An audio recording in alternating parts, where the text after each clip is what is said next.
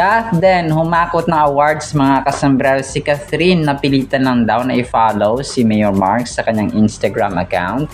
Yan at marami pang items sa vlog na ito. Unahin ko itong update mga kasombreros ng Vivo kay Alden. Nag-post ang kanyang Vivo endorsement sa kanilang Facebook page kanina 2 hours ago. Itong kanyang nalalapit nga na live stream, no, at saka fan meet na rin mga kasombrero. Sabi ng Vivo dito, shine bright like Alden. Comment, Vivo V70 FE bloom under the sun for a chance to win a Vivo V70 FE and capture every moment in vivid clarity with its 200MP OIS ultra clear camera. Catch our live stream on April 12, 2026 at 5 p.m. and be a part of the excitement. Tapos yung parang grand launch din pala nila ito mga kasombrero sa April 12, no, mga kasombrero. So wala dito sina Ann, si Marian at saka si Maine Mendoza.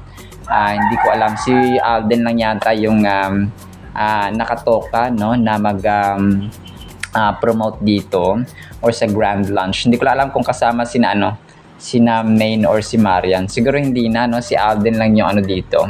Yung nasa picture na nakaupo siya tapos hawak-hawak niya ang cellphone na Vivo nga mga customers, V70.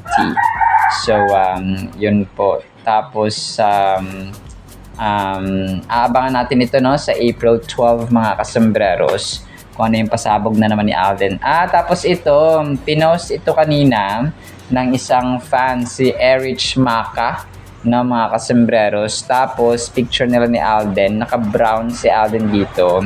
Sabi niya, 16 hours ago, almost 1 year kaming hindi nagkita. Umabot na sa napanaginipan ko siya. Super na-miss kita, Alden. Happy akong nakita ka. No, tapos picture nila Erich dito, no?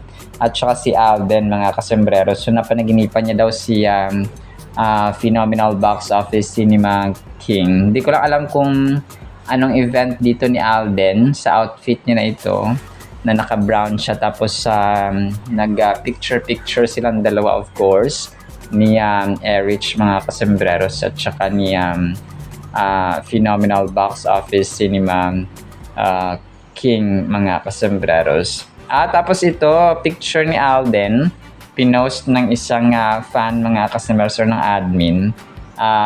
Ang cute kasi yung ang suot dito ni Alden ay naka-cap siya o naka-sombrero, tapos medyo close up si Soiti na sobrang pogi, of course. Tapos ay 12 hours ago ito, Alden Richards, no, Alden Richards moment. Tapos yun, parang sa kotse si Alden. Tapos post ito ni Hashmir Kabilangan, feeling blessed, na 12 hours ago. Ito po ay pinost niya 12 hours ago. Siguro siya, no, parang fan siya ni Alden Richards, mga kasembreros, na pinost niya itong picture ni Alden na parang naka-close up siya, no. Daming reaction. So 222, mga kasembreros.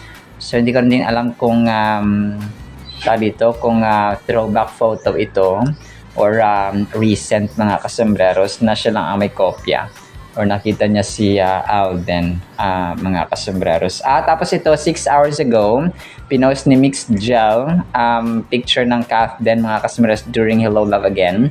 Catherine Bernardo talaga yung tipo na effortless yung charm, whether Alden Richards or with Alden Richards or Mark Alcala. Iba yung dating, super nakakakilig. Pero nakita ko dito yung pagkakaiba talaga, no? Yung saya ni Kath at saka yung saya ni Kath kay Alden over kay Mayor Mark Alcala, na parang wala namang parang hindi naman legit talaga yung kay Mayor Mark Alcala, mga kasembreros, na wapa na relasyon, kasi parang kinakahiya niya kung hindi siya nagpapakita, mga kasembrero, sa video, no, or sa picture. Whoever she's with, she shines the brightest talaga, walang tapon, lahat may spark. So para sa atin ay Kathleen lang, no, kasi parang pag yung mga ine-edit pa nga nila na na kay Mayor Mark ay parang hindi naman masaya si Kath, no. Talagang no, talagang bitter, mga customers. Pero yun, talagang iba yung iba yung saya at parang dito yung ngiti at saka joy ni Joy Marie Fabregas kay Ethan Del Rosario, mga kasambreros. So, maaaring sabihin ng iba na for the promo, so sila nang bahala, mga kasambreros. Siguro part na yon, may part talaga na gawin nyo to para sa promo, gawin nyo to para sa promo. May mga ganun talaga kasi trabaho nila yun, mga kasambreros. Pero yun, mag-aantay tayo ng mga further pasabog at confirmation sa mga susunod na mga mga kasambreros, sa mga vlogs, of course. So, tingnan na natin kung ano yung mangyayari, no? Kasi may mga nababalitaan ako, nag-propose si Kat, na parang yun yung nila. So, tingnan natin, magpo-propose, hindi nga sila nag-officially announce. Tapos ito, next item natin, parang na-requote ng isang admin kagabi, yung sinabi ni Alden sa kick-off campaign. Sabi niya dito ay sana ituloy natin ang paggawa ng mabuti. Let us continue to be the change we want to see, and let's continue the ripple. No, Alden Richards yung nagsabi nito sa pinost nito kagabi sa TikTok. 119 reactions, mga kasambreros. So tapos dito ay si Alden nakaupo doon sa sofa nga, mga kasambreros, sa venue sa kick-off campaign. Ito, pinost ito 5 hours ago. Ni Paul Brian Semana, si Kat at saka si Aris De Santos, tapos si Trina, mga kasambreros at saka mga kaibigan na iba. Si Trina Oitingco, pina-follow ni Kat sa TikTok eh. So ibig sabihin wala silang alitan talaga nito, mga kasambreros. Siguro sa Instagram, hindi ko lang sure, no?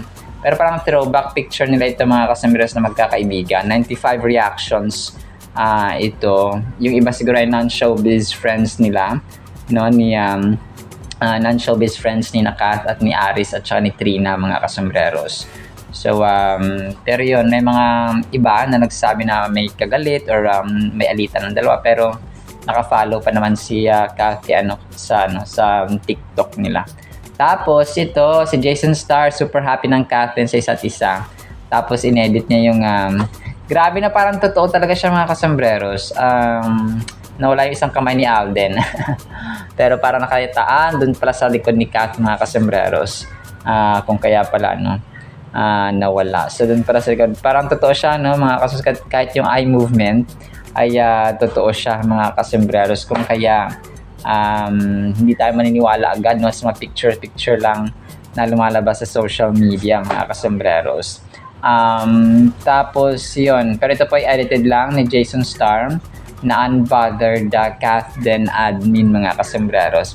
Ito 21 hours ago, pinost ni Filipino Teleseries, na feature na dito sina Alden, si Jake Ejercito, si Gerald Anderson at si Piolo Pascual, na mga single nga, mga kasambreros, na mga actors, na mga pogi, no? Sabi niya dito, Filipino actors extremely good-looking who are single currently. Jake Ejercito, Alden Richards, Gerald Anderson, Piolo Pascual. As for Anderson, we know it's a matter of time. It's even a miracle he is still single. LOL. As for the other three, they are forever single. At least Jake and Piolo are dads, but Alden, he's reserving himself for his future wife. What a lucky wife, whoever. It will open a brand new machine that has never been used for the wife to be able to use the new machine. You will be doing most of the work. So dito nga na-feature niya si Alden, yun. Tapos si Jake, sina Piolo at Gerald Anderson. Tapos yung Madam Tussod pala ni Kat, binati pala siya ng birthday, no?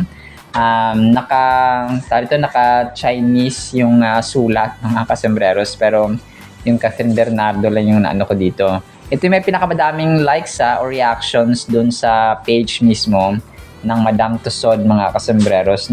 Parang 14,000 reactions yata. Tapos yung ibang post nila may 4, may 4, may 10, may 20. Pero yung kay Kathy may pinakamarami, mga kasambreros. So pagbati ito ng happy birthday kay Kat noong March 26, no, kahapon ko lang nakita, mga kasambreros. Pero yon, hindi nga natin mabasa kasi naka-Chinese siya.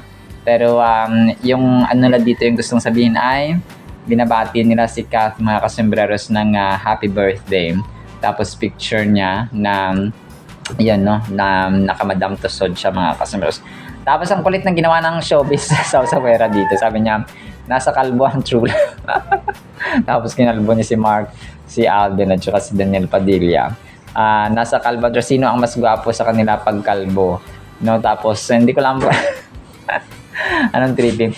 Yung isa dito, may tripping din siya eh. Yung isa dito na ginawa niya, nilong hair niya naman sina Alden, si Mark at saka si Daniel, mga kasambreros. I bet ko dito si Mayor. Ikaw sino pinakabet mo? Tapos pinalong hair niya. Parang mga Taiwanese na mga actors mga kasambreros na naka-long hair sila, no? Pero ito po ay edited, no? Na pictures nila, of course, mga kasambreros. Si Daniel Padilla parang naging babae na si Daniel Padilla kasi may hearing pa siya, mga kasambreros, sa kanyang kanang tenga, no? Ang una kalbo, tapos ngayon long hair, mga kasambreros. So ang kulit nito ni showbiz sa Sawera, mga kasambreros.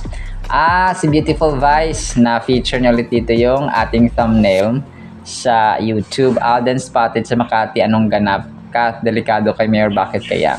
So yan yung ating mga captions na nilagay dito sa kanyang na-feature, mga kasambreros. So yun. Tapos ito, showbiz sa Sawera ulit. Sabi niya, kanino mas bagay si Catherine, Team Alden or Team Mayor? No, mga kasambreros. So marami ang bumoto kay Alden, of course. Meron din naman kaya Mayor Mark Alcala, mga kasambreros. So alam naman natin na yung pagiging red flag, no, ni Mayor kaya or sa kanyang previous na mga girlfriends or relationships. Tapos ito si Donna Main, pinost niya sina MJ, ang Kath din, at saka Sir Carlo Katigbak noong kasagsagan ng Hello Love Again sa Canada, or parang bagong nito, parang first 2 days, no, something like that, or 3 days ng Kath din doon sa Canada, mga kasambreros, na kung saan ay nagsushoot nga sila ng Hello Love Again. So 122 reactions ang nakuha ng picture na ito, mga kasambreros. Kasi si Sir Carlo Katigbak parang humabol doon eh. Si MJ Felipe, siya yung nauna doon sa Canada, mga kasambreros. Tapos si Alden naman, si Sir Carlo Katigbak ay humabol lang doon sa set ng Hello Love Again, mga kasambreros. So yun po. Pero throwback ito, of course. Tapos, ito, it's Crest. What do you think? Is it Alden Richards or Mark Akal, the new one to Queen Catherine, no? Mga kasambreros. Kanino bagay si Queen Catherine? 90 reactions, mga kasambreros. So parang lang ito, survey lang ng fan page na It's Crest. Tapos, sige, major items tayo. Humakot ang Kath din ng awards, mga kasambreros. Itong kay Alden, bagaman ito po ay parang throwback ng Awit Awards, mga kasambreros. 19 hours ago, sabi dito ng Awit Awards, a decade ago, the 29th Awit Awards celebrated a historic sweep by Alden Richards with Wish I May becoming the nation's anthem. Alden took home best-selling album of the year, most downloaded song, and most downloaded artist. It wasn't just a win, it was a testament to the power of the Filipino audience in the digital age. This year, we continue to honor the artists who break records and bridge worlds. So, grabe, no? 39th, 29th yung nakalagay sa taas, 39th naman dito sa baba, mga kasambreros. Pero po no, Awit Awards ito. Grabe, no? 10 years ago ito. So, kasi a decade, sabi dito eh. Tapos yung itsura ni Alden parang walang pinagbago sa kasalukuyan, no?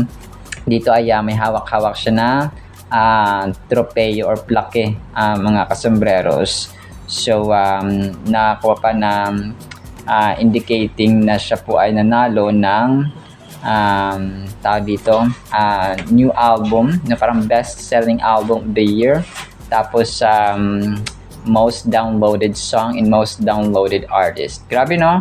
Tatlo pala ito, no, mga kasambreros, na awards na nakuha niya dito. Best selling album of the year, most downloaded song, and most downloaded artist. So grabe na downloaded artist. So may palang ganoon, mga Awit Awards no, 2016 kasi 20 a decade ago daw sabi dito eh. So 2016, 10 years ago mga kasombrero. So congrats kay phenomenal box office Cinema King. Tapos si Kath naman ay napasama rin siya dito sa top 9 na dito. Worldwide din ito nabotohan mga kasambreros eh. Top 9 si Catherine, no? So ang bilis, grabe, 16,600 votes na si Catherine. 19 hours ago ito. Nalampasan na natin si Alia Bhatt ng India na may 16,586 votes na 1.19%. Yan ang dapat pinapakita natin na kaya nating makipagsabayan. Basta wag lang tayong titigil. Wala naman talaga imposible. Basta matulungan or nagtutulungan lang. Ang next main goal natin ngayon ay dapat manampasan natin si Hande Erçel ng Turkey na 19,519 votes. No? Ito ay post po ng Pilipinas Got Talent Season 7 na Facebook page mga kasembreros. So parang ito, award para sa Shining Awards, Most Beautiful Woman in the World 2026. So ito siya mga kasus. Hindi ko lang alam kasi 19 hours ago baka umakyat si Kath mga kasembreros na ilang bahagya. After how many hours, no? Kasi 19 hours ago, so baka isang araw na, baka ilang oras na talaga nakalipas, mga kasi 19 hours, tapos ngayon ay, talagang, tawag dito, ilang oras na nakalipas. So, baka, yun, ay, nalagpasan na niya itong tinutukoy dito sa, dito na taga Turkey mga kasembreros na dapat lagpasan. So hoping and praying, although hindi naman parang kumbaga pa hindi naman kawalan ito kay Kath mga kasembreros kasi sobrang sobrang sikat na, pero yun. Tapos next item natin ito si Kuya Neil Serrano. Nag-interview ulit siya dito kay Josh yata ito mga kasembreros na sino yung most beautiful Pinay actresses niya mga kasombrero sa industriya ng showbiz, sa Philippine showbiz mga kasombreros. Hindi pala ito si Josh Ford, nakalimutan ko yung pangalan nito. So ito po ay wait. Josh. Hindi pala sino nga ito nakalimutan ko, sorry. Pero yun, top 1 niya dito si Catherine na pinakamaganda sa kanya mga kasembreros kasi bata pa lang daw siya ay hinahangaan na niya ito siya Kath mga kasembreros. So mamaya papakinggan natin ito para marinig niyo po mga kasembreros. So si Nadine at saka si Marian yung kanyang napili dito mga kasembreros. Pero yung number 1 niya talaga ay si Kath, no? Mga kasembreros yung nakatin natin. Tapos, isa sa mga major items natin mga kasembreros na napilitan lang ba si Kath na i-follow si Mayor Mark Alcala mga kasembreros, no? Naisip ko to nung mabasa ko itong post ng isang admin kanina na yung may picture nga si Kath na may cake siya, no? Ng Kathniel Humaniters, yung kanyang pangalan sa Facebook page. Sabi niya, 17 hours ago, girl, 30 ka na. You already know what's right and wrong. Your life is not ours to decide for you. You can love whoever you want. Buhay mo yan.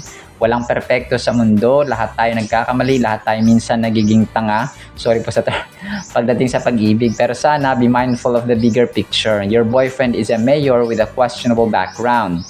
Sabi ng second fandom mo, it's inevitable na madadamay ka sa politics whether you like it or not. That's a different responsibility altogether, not just for yourself, but for the people who might be affected. We're not here to control your choices, but to remind you that some decisions come with consequences beyond personal feelings. Sana don't involve yourself in politics just because your boyfriend is a mayor. You don't need to carry that responsibility for him. Let him stand on his own and defend himself. Hindi lahat kailangang saluhin, lalo na kung may sarili siyang posisyon at pananagutan. Mahal ka namin and we trust you. So yun nga no, yun yung naisip ko na, di ba close si Justin Benitez, tapos yung, syempre yung kapatid ni Mayor Mark Alcala si Don, tapos yung sino yung isa, basta may isa pa yun Victoria, something like that mga kasembreros. Parang naisip ko na pilitan lang tuloy na siguro pinilit na siya na i-follow, ganyan, i-follow mo si Mayor Mark Alcala, ganon. But that's just my parang perception or speculation mga kasembreros. Pero yun, no, talaga ang decision ay matanda na naman si Kath, no, lalo na nagkakaroon ngayon ng parang issue na sina Mami Min at saka siya ay walang maayos or parang hindi sila okay mga kasambreros.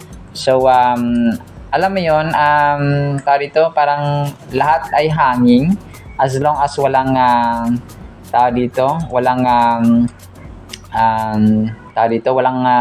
official na statements from any whom. No, parang ganoon ba? Lahat tayo ay hanging mga kasambreros. Pero yun, at the end of the day, ay buhay ni Catherine yan, no? Mga kasambreros. So wala tayong wala tayong pananagutan, wala tayong kasi fans lang naman tayo mga kasambreros. Ang mahalaga dito ay kung saan siya masaya. Pero hoping and praying na Kath din sa huli mga kasambreros. So yan lang actually, no, sa ating Kath din items. Pakinggan natin itong mga videos na akin pong ipi-play, tapos ang salita ng Panginoon na sobrang mahalaga sa ating buhay. So, yun po. Sana po ay pakinggan po natin ang salita ng Diyos and isang pinagpalang araw po sa bawat isa. Name your top 3 most beautiful Pinay actresses. Pinay actresses? Silang lahat. Hindi, joke lang. joke lang. Siguro first si Ate Catherine Bernardo. Uy, Catherine Next, Bernardo. Miss Marian Rivera. Yes. And then third, Nadine Lustre. Sa kanilang tatlo, if you have to choose one, sino? I have to choose one. Siguro Ate Catherine Bernardo. Idol na idol ko talaga yung bata pa lang ako eh. Yes, great. Why Catherine? Yes, si Ate Catherine kasi bata pa lang ako. Actually, sila ni Ate Nadine talaga yung pinapanood ko ever since bata ako. Pero I'm really hoping to work with both of them soon, sana. Sana maka-work ko rin si Ate Catherine. Idol na idol ko talaga siya ever since bata ako. And ayun. Sobrang the best ng ating Word of God. Kapupulutan natin ng aral mga kasambreros. Ang title natin ay Muhon ng Boundary. Ano kaya itong title natin? Proverbs chapter 23 verse 10. Don't cheat your neighbor by moving the ancient boundary markers. Ito pala yun, no? Don't take the land of defenseless orphans. Ito mga kasambreros, kung particular kayo or alam niyong muhon, yun yung boundary markers. Kung parang, ikaw hanggang dito lang yung lote ninyo, yung bahay ninyo, yung lot ninyo mga customers ninyong bahay, dito lang siya. So merong sa probinsya kasi muhon ang tawag dito sa amin. Yung parang semento siya na bilog or square mga kasembreros, tapos nilalagay siya doon sa boundary ng inyong lote, no? Ikaw dito, Roberto, hanggang dito lang ang sayo. So ikaw naman, Alberta, hanggang dito lang ang sayo. So yun yung nilalagay. Mabigat siya mga kasembreros na parang siguro mga 2 feet or 1.5 feet, siguro mga 2 to 3 feet mga kasembreros yung taas niya, para hindi siya parang hindi siya nagagalaw at hindi siya madaling mag-move mga kasembreros. So kunwari yung lote ninyo is 200 square meters. So yun lang talaga yung sukat. So bawat sulok niyan or bawat sulok niyan ay merong muhon, merong boundary markers mga kasembreros. May boundary marker. Kunwari yung sa kanila naman ay 150 square meters. So hanggang doon lang yun mga kasembreros na may mga may mga palatandaan kumbaga pa, no? So ganoon siya mga. Grabe, no? And dito ko na-realize na pala siya, biblical pala talaga mga kasus, na kahit yung mga simpleng mga bagay tulad nito, no? Kasi dito sa amin sa probinsya talagang minsan may mga nag-aaway ng kapitbahay. Ginalaw niyo yung muhon. Inusog nyo. Parang ganoon mga kasembreros. So talaga nangyari dito, no? Pero bihira naman siya mangyari mga kasus. Pero dito talagang ginagalang yung muhon na yan mga kasus. Kasi nilalagay ng mga professional engineers na nag-survey ng lupa. So, yung nag-survey ng lupa, nag-iwan dyan ng marka ng mga boundary markers ng mga muhon nga mga kasembreros. Kung kaya dapat igalang yan ng parehong owners, no? Kung sino man yung mga owners. Let's say yung sa dito sa silangan, may o sa harapan ninyo mayroong bahay, sa likuran ninyo may bahay, sa gilid ninyo na kanan kaliwa may bahay. So, lahat ng land or lot owners, mga kasembreros or mga house owners sa lahat ng direksyon ng bahay ninyo mga kasembreros, no? East, west, north, south ay igagalang nila, no, yung boundary markers na iyon. So simple lang siya mga kasembreros, no? Pero dito kasi sa probinsya talagang ano yan, napakahalaga na nirespeto siya mga kasembreros, no? Kahit hindi lang dito sa probinsya, no? Kahit sa ibang mga lugar, especially kapag dealing with property, no? Kasi may mga property na ganoon, na talagang pinapagawa yung mga bahay, let's say mga camellia or yung mga ano pa dyan mga, pero dito talaga sa probinsya, ano yun, parang ordinary at common yun mga kasembreros sa camellia, kasi yun at sa mga subdivision talagang ano yun, intact, no, yung kanilang bahay mga kasus, na hanggang dito lang, no, ganito lang siya, na talagang nakasukat siya na pare-pareho yung lapad at lawak ng mga bahay or ng mga lote. So dito, sabi ni Haring Solomon, don't cheat your neighbor by moving the ancient boundary markers. No, so grabe siya, no, talagang sabi pag in-examine natin ito ay napaka-profound ng wisdom dito, na rooted in values sa respect, no, at saka integrity. So natetest kasi yung integrity at saka honesty ng tao dito mga kasembreros, and of course respect, no, kasi kung ikaw ginagalang yung kapitbahay mo, yung neighbor mo mga kasembreros, ay hindi mo gagalawin yung boundary marker, no. Ano kasi parang simple lang siya na may ano kasi dito, may manabalitaan kasi may dito na ginalaw niya yung ano, yung boundary marker mga kasembreros ng kapitbahay niya.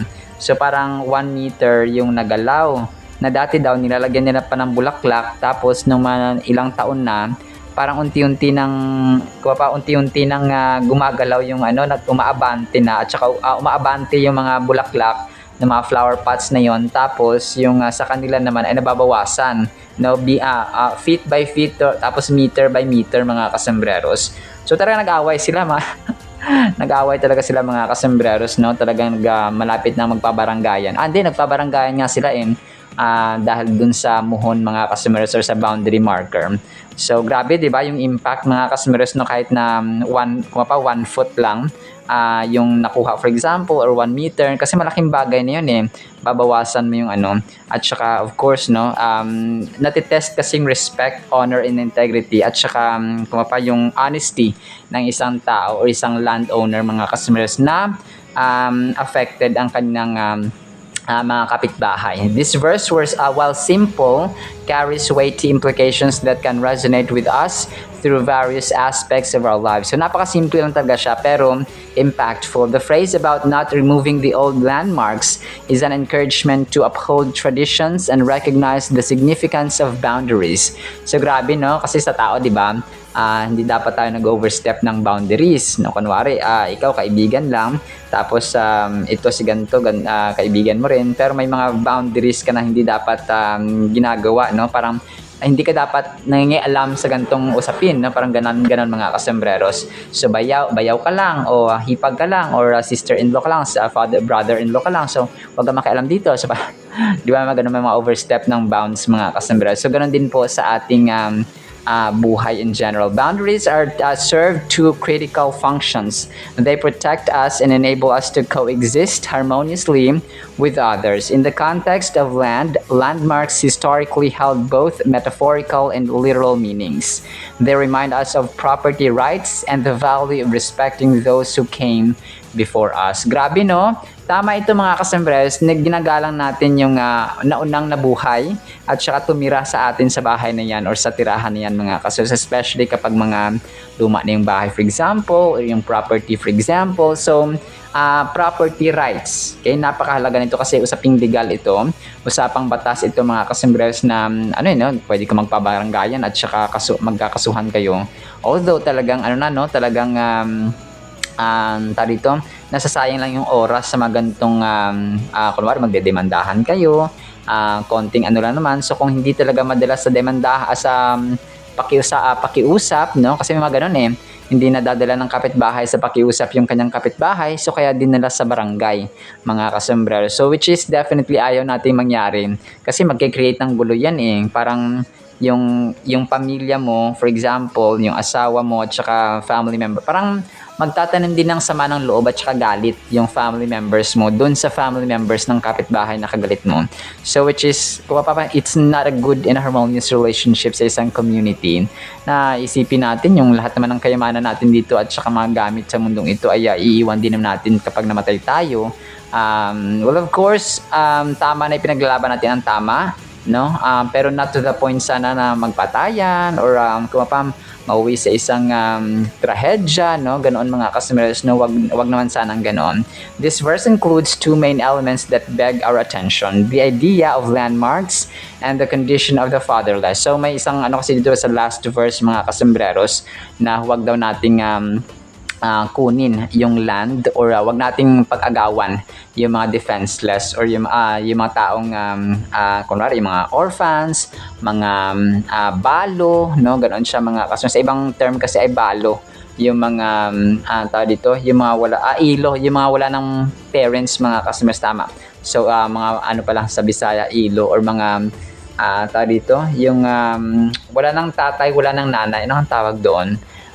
Nakalimutan, ulilang lubos mga kasombrero. So yan pala siya. To better understand Proverbs 23:10, we must consider its historical and societal context. The ancient Israelites placed great importance on land ownership and the rights that came with it. So ganon din no sa Israelites daw nung una.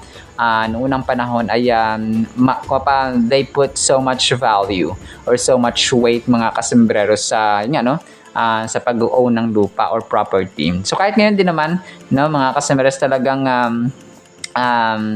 talagang ginagalang din naman yung mga rights and property. Kung mapapag-usapang properties, usapang legal, talagang may bigat na minsan nagkakasuhan ng mga kasombrero. So it's really important no sa buhay ng isang tao, especially sa mga land or lot owners mga kasombreros. So the scripture reminds us to honor the past and acknowledge that it plays a crucial role in shaping our present and future. By appreciating the values and traditions handed down through generations, we can learn valuable lessons. If we disregard history, we risk repeating past mistakes. So yon, kapag hindi natin ginalang yung sa ngayon, susunod at uulit yan sa susunod na mga generations. Kunwari, yung mga anak mo for example, yung mga apo mo for example, so ganoon siya, which is hindi siya good thing mga kasombreros na nangyayari sa ating family at sa ating community as a whole. So sa final thought natin, as we reflect on the wisdom of Proverbs chapter 23 verse 10, let us embrace its vital lessons for navigating our lives. We are encouraged to uphold traditions while faithfully protecting the rights of those who depend on our kindness. So especially naawa ako dun sa mga kunwari pinamanahan sila ng konting lupa, konting lote na pinatatayuan ng kanilang bahay, tapos kunwari namatay na silang magulang, tapos ulila na sila, tapos inaagawan pa sila, parang inaapi pa sila at saka ino-oppress ng mga taong may kakayahan, parang inaapi pa sila lalo. So naggalit ako sa ganun mga kasombreros, no? Parang kawawa na nga yung mga taong ganun, tapos kinakawawa pa nila lalo mga kasombreros. So Diyos na ang bahalang mag-defend sa kanila. So this verse invites us to become responsible stewards, actively providing support to those who require our help, embodying love, justice, and integrity in our daily lives. So napakasaya kaya mga kasombreros na mabuhay sa isang community, sa kapitbahay mo na mahal, sa isang compound for example na nagmamahalan kayo ng inyong mga kapitbahay, no? Kung ano yung ulam nila minsan na sobra-sobra ay namimigay sila, no? Parang ganun ba, may bigayan, may pag-unawaan, no? May pagpapakumbabaan ng loob and so on mga kasombreros. So napakaganda po talaga na mamuhay. At i-aim natin yun, no? It's actually a pursuit mga kasombreros na sometimes we need to actively pursue yung ganong uri ng relationship. So especially kapag dealing with property rights and defending the defenseless mga kasombreros or orphans in general. Alright? So yun lamang po sa ating Word of God, ha? Nakapay pagpalain po tayo ng pag-ibig, pananampalataya, pag-asa, integrity, honesty, at respect sa mga boundary markers sa ating paligid. In the mighty, holy, sweet, magnificent name of the Lord Jesus Christ, we pray with the communion of the Holy Spirit of the living God. And everyone said Amen and Amen. See you sa next segment mga kasombreros, and paalam po.